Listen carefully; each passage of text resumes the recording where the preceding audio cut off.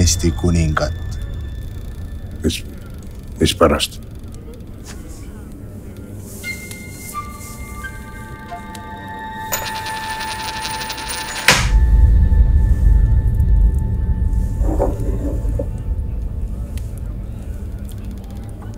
No ma ei tea, millist kuningat sa otsid.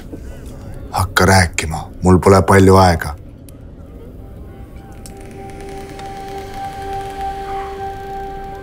Jüriö ülestõusu aja. Kui pea kõik riigi sakslased olid maha notitud, siis said Eesti väed kokku ja nende seast valiti välja 4 väejuhti, kes krooniti kõik kuningateks.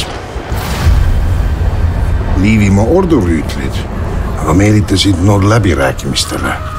Panid uksed riivi ja torkasid kõik kodadega läbi.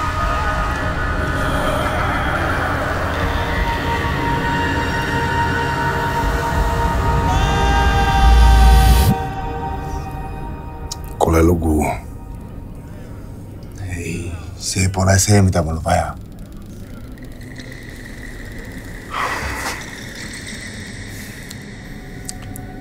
Üks legend räägib Taani kuningas Valdemarist, kes sõdis siin Tallinna külje all Eesti vägede vastu. Valdemar oli juba kaotumas. Aga siis nägi ta taevas valguskiirt. Ta vaatas üles ja sealt langes alla tanneproog, millest pidi saama Taani lipp. See aga süstis meestesse nii palju jõudu ja vaprust, et nad võitsidki lahingu. Ei, see pole ikka see, mis mul vaja. No siis on Vene tsaar Nikol. Mind ei huvita mingid Vene tsaarid, ma otsin Eesti kuningat. Ma ei tea, millist kuningat sa otsid.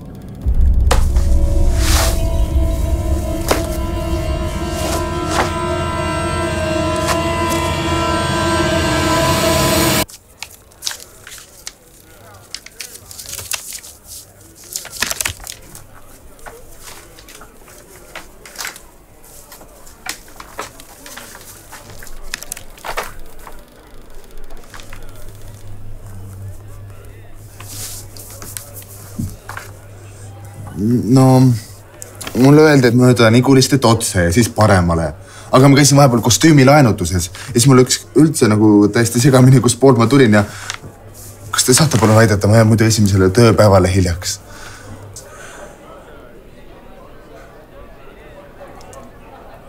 Sa otsid seda pagari töökoda Eesti kuningas? Ja. Kas te teete, kus on? Muidugi, see on siit ümber nurga.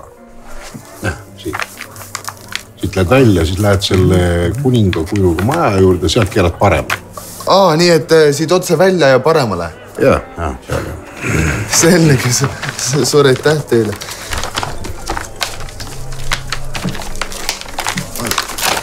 Ma maksan selle kalja eest ka ära.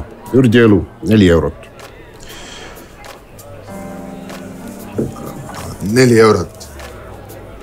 Kas teil saab kaardiga ka maksta? Muidugi.